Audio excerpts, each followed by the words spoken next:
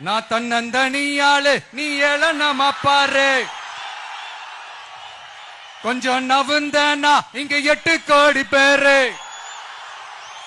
மிரல போது ஸ்டேட்டு எங்க விசிலு சத்தம் கேட்டு. நல்லவங்க வாழ நீ விசிலு கடி ஓட்ட. கடைசி நம்பிக்கை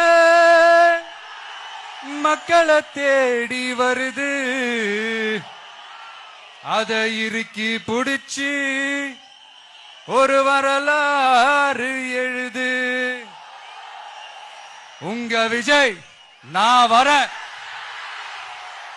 விசில் அடிக்க ரெடியா?